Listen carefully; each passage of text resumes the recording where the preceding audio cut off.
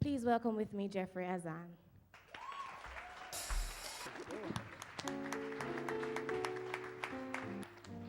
Good morning, Family Church on the Rock. Good morning, Family Church on the Rock. Good morning, Family Church on the Rock. Thank you so much. You may be seated. Family Church on the Rock, before I begin my presentation, my focused presentation on upgrade, on my journey in motivational speaking, a passage was shared with me, and I'm going to share it with you today.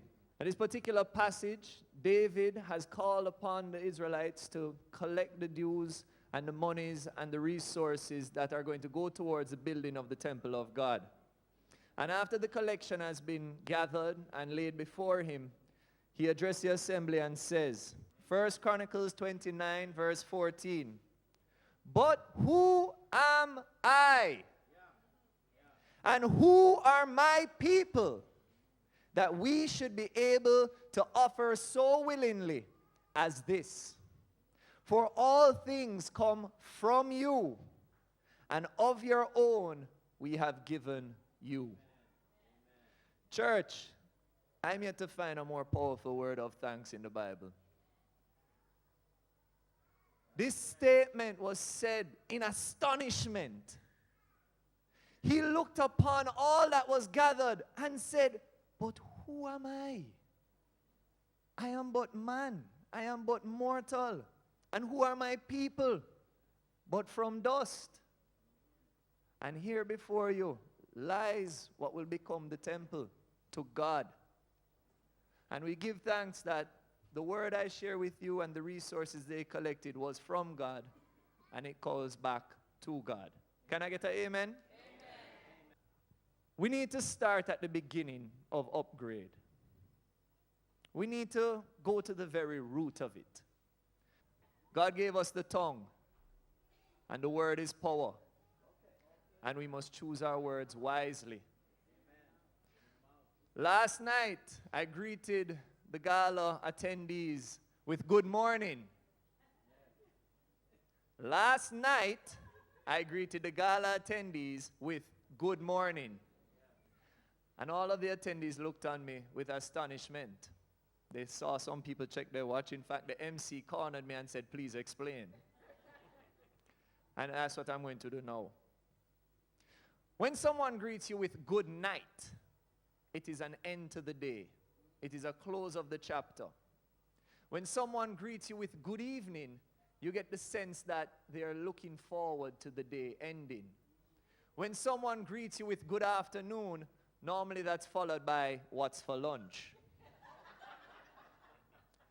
Good morning, however, is the one greeting that's bright. It's cheery, it's welcoming, it's new opportunity, it's moving forward, it's stepping into what is yours.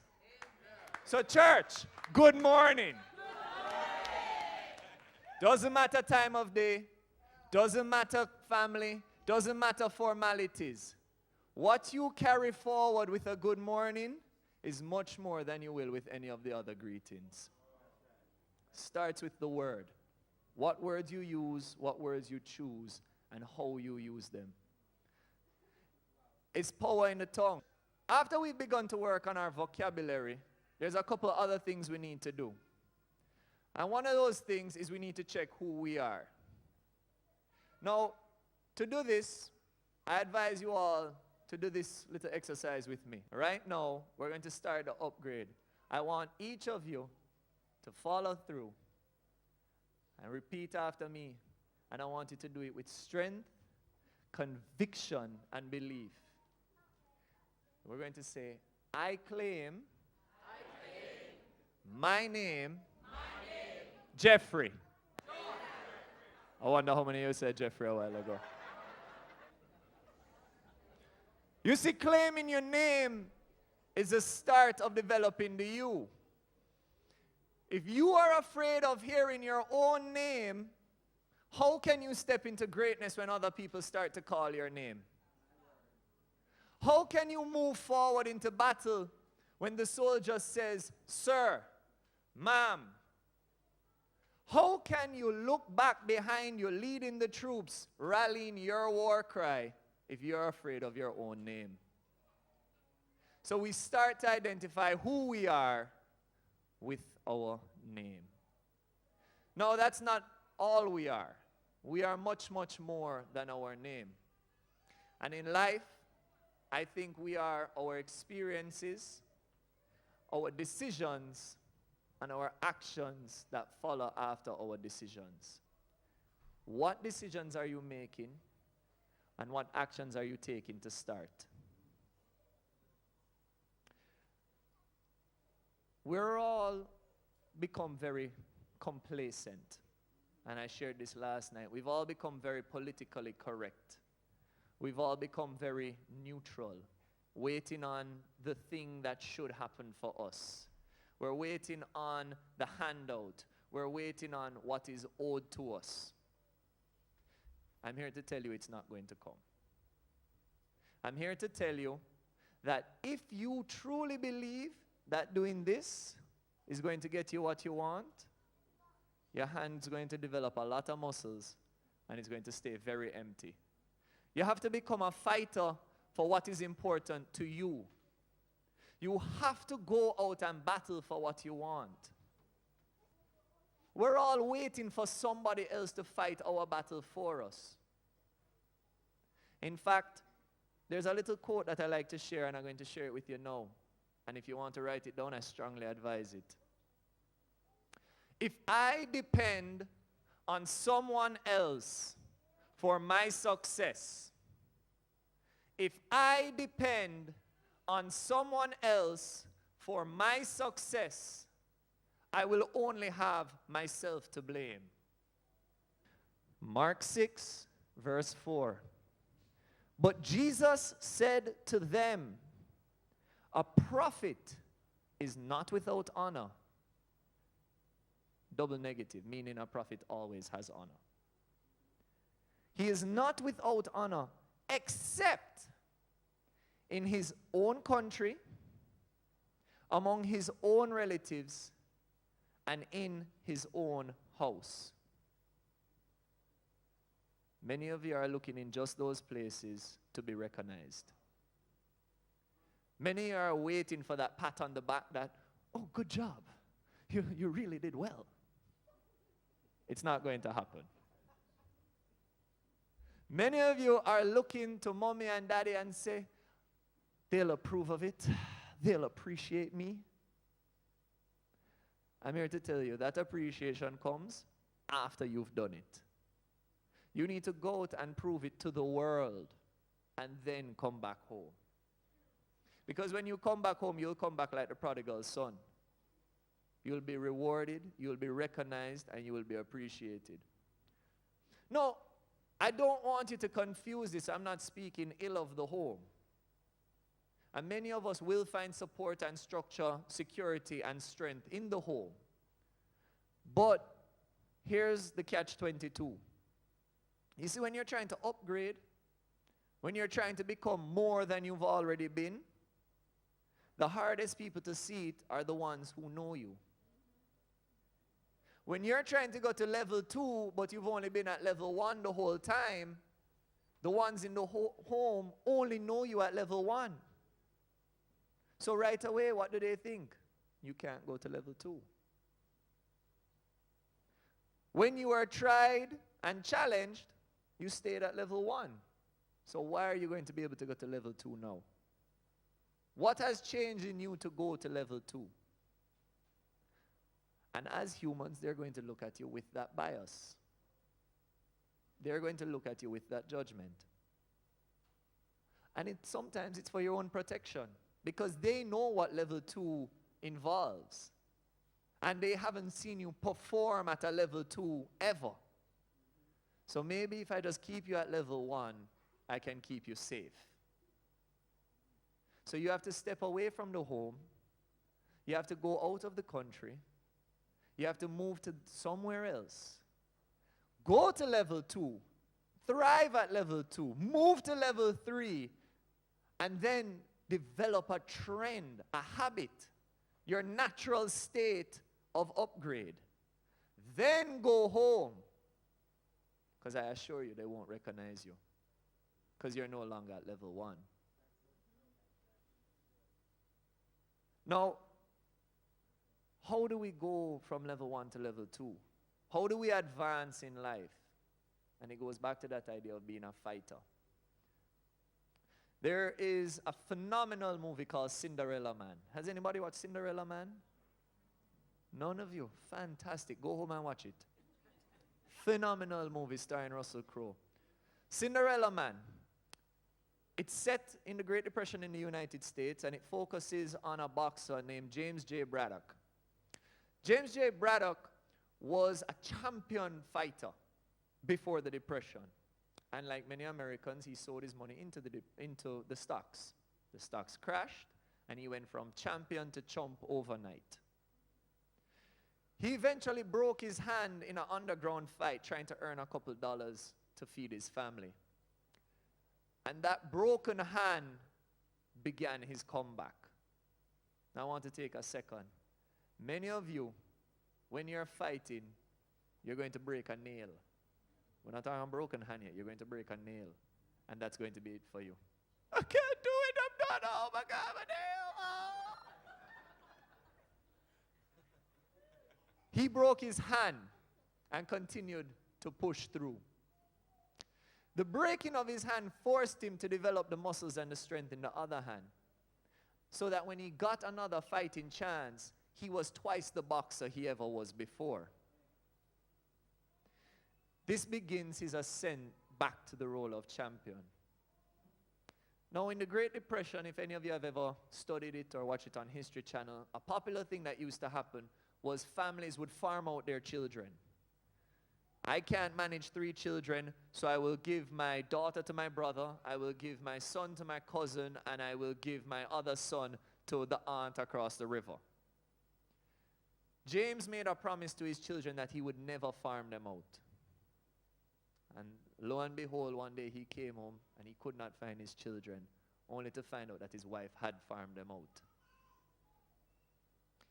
James sat and he thought, and he knew what she did was out of love. But he had a promise. He had a bond to keep. And so he went and got his children and brought them back. I have 3 children. I have no money. How am I going to do this? James began fighting like he had never fought before. And in the movie, there's a particular scene where he's being beaten. And you're thinking, this is it. This is the end of his fighting career. And they show a quick flashback of the children in the bed hungry. And back in the day, they used to deliver milk. And you see the empty milk bottles outside, not being picked up, not being replaced. And that thought drove him to one of his greatest victory fights ever.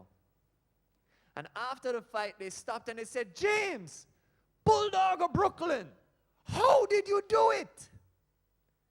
And he said, I did it for milk.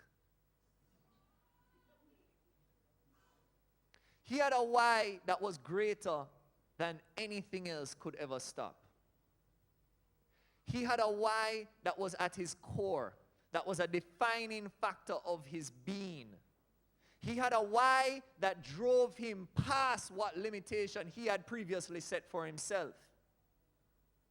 So the first step in upgrading, after claiming the tongue, after claiming your name, you have to discover your why. Life is hard. Life is miserable and it is challenging. But if you fight, if you push through, you will find the joy. You will find the reason to smile. You will find the happiness. But I'm here to tell you, without a why, that fight is impossible. That fight is impossible without a why. You must be willing to dig deeper than you've ever dug before if you want to upgrade. You have to step up in life if you want to upgrade. You have to take on the challenges and you have to take the beatings life has to throw if you want to upgrade. You see, I speak a lot on entrepreneurship and developing as entrepreneurs. And one of the things similar to entrepreneurship and Christianity is that you're not a Christian Sunday between 9 and 12. If you're going to be a Christian, then it needs to be a Christian life. 12 to 12, Sunday to Sunday, 365. And it's the same thing for entrepreneurship. And it's the same thing for upgrading. It's not a shot in the arm. Don't think of upgrading Christianity or entrepreneurship or even success as medicine. Because medicine, you take it today and you're done tomorrow. Treat it like vitamins. You have to do it every morning. If you don't do it every morning, you're going to get sick. But if you do it every morning, you will never see a miraculous change and superpowers and, oh, I took vitamin C, I can cure everything. But what you will notice is when everybody else is sick, you're still going. That's the power of the vitamin. That's the power of living the lifestyle of upgrade. That's the power of living a Christian lifestyle. Does taking vitamins make life easier? No. Does it help you when life gets hard? Yes. Now, we've addressed the why, and I challenge you all to figure out what that is. Nobody can tell you what your why is, and your why is ever evolving and ever changing. But you need to start working on it, because you're not going anywhere without it. The next thing is the what. What do you want? How accurate are you? I have worked out to the cent exactly how much I want to make every month. And I know what I'm going to do with every dollar of that sum. How many of you know exactly how much time it takes to drive from home to here? How many of you know exactly how many seconds and minutes and hours of each day you spend just traveling? These are the whats you need to answer. What am I doing? What do I want? And what am I willing to sacrifice to get it?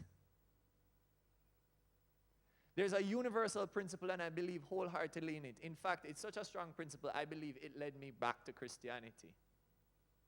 You don't get something for nothing. You must give to get.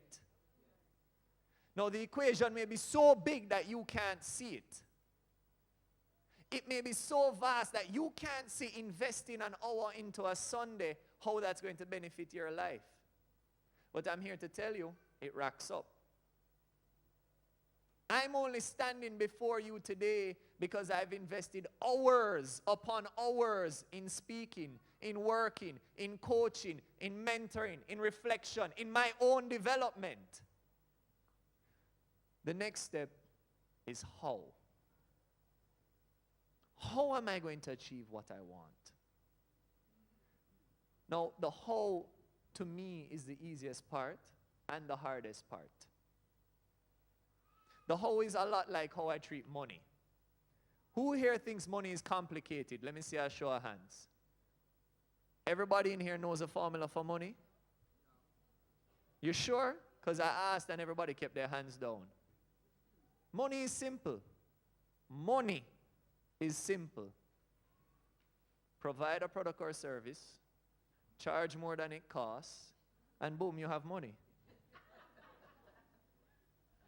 You see, the problem is consistency. The problem is habit and it's routine, which most of us don't have.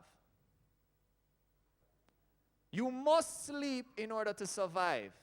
It is a part of our biology. If you do not sleep, you will eventually collapse. Your body will not be able to go on living. So, if you cannot make a habit of something essential to your survival, how are you going to make a habit out of making money? How are you going to make a habit out of upgrading? How are you going to make a habit out of success? With that said, aside from the tongue, you're all given something else. You're all given a skill. Some of you have the talent and you've hidden it. You haven't invested it yet.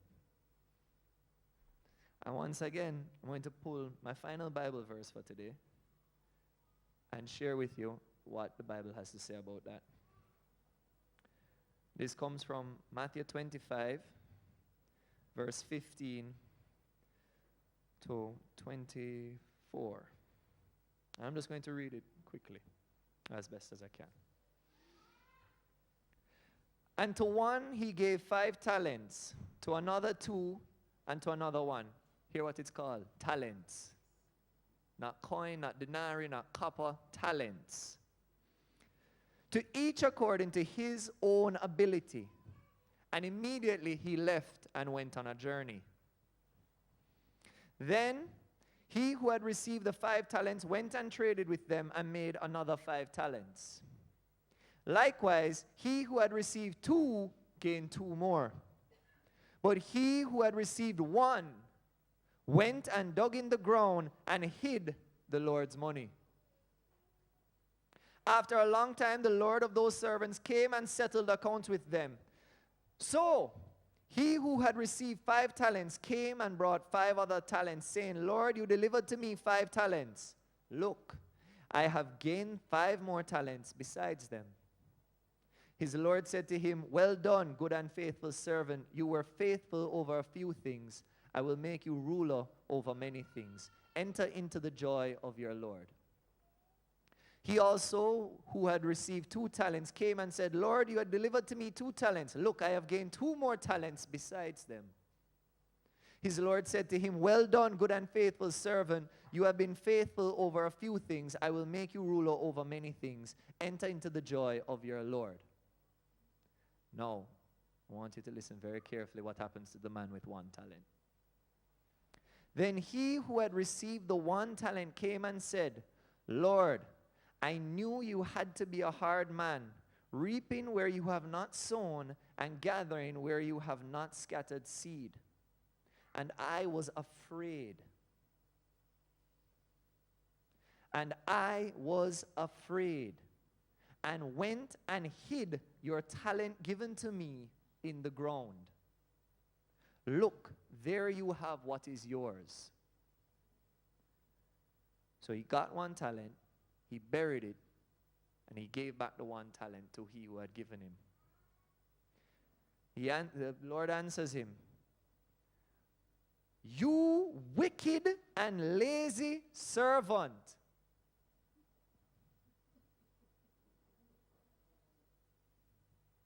He who had received 1 talent and hid it from the world was treated. You wicked and lazy servant. You knew that I reap where I have not sown and gather where I have not scattered seed. So you ought to have deposited my money with the bankers, and at my coming I would have received back my own with interest.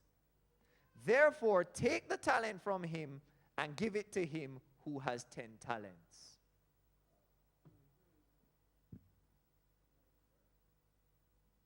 We are all given a talent. We are all given a skill and an ability. And for many of us, we discover it very young. But we're afraid. We're told our talent isn't good enough. We're told our skill isn't marketable. We're told our dream and our desire is outside of our own reach. So we bury it. We hide it from the world. We don't let anybody know we have it. And we simply wait for the day to return the talent to he who gave us. And I promise you, you will be treated as wicked and lazy. When I discovered, or more so, was recognized for my ability to speak, I was provided a choice. I could hone it, I could grab onto it, I could carry it to a level it's never been at before. Or I could ignore what you said and continue to work the way I've worked. Because I was never a stranger to hard work. Remember, and I started this. I didn't say we're moving from level 1 to level 2. You're making a habit of upgrade, of consistent increase, of elevating your life. If you are after a step, let's talk about it. I can show you a step. If you're looking for a life, then we're talking. Then we're making moves. Because when you start to elevate your life, it's a marvelous thing that happens. You elevate the lives around you. A famous speaker once said, helping others is the rent we pay for living on this earth. It must be done from a clean heart. It must be done from a giving heart. It must come from a heart not willing to claim back. Because just as they said, as you give, so you will get. Too many of us are comfortable being uncomfortable. Too many of us are sitting here with our backs against the wall, and instead of pushing off of the wall, we get comfortable. We say, oh, my shoulder fit nice here. You have to press forward. You are not here to make money, pay bills, and die. If that's your mission, there's a door, feel free to leave. Many speakers say, if you have negative people in your life, cut them out, because we're trying to be positive. When we talk about upgrade, we're not talking about medicine. We're speaking about a lifestyle. We're speaking about consistency. We're speaking about habit. We're speaking about a why. We're speaking about a what. We're speaking about a how. And remember this from this day forward, and don't you ever drop it. If you depend on someone else for your success, you will only ever have yourself to blame. Let us bow our heads in prayer. Father God, before we request, ask, demand anything of you, we first enter with thanksgiving. Father, what I ask of you now, I ask that you pull, you drudge, you wrench from the hearts of everybody here their why. I ask for you to show it to them so clearly that it becomes a vision. Dear God, let us move to a higher level. Let us upgrade to a realm that few have seen. Let us move to places. Let us be the church on the rock, that they may look to us for the light.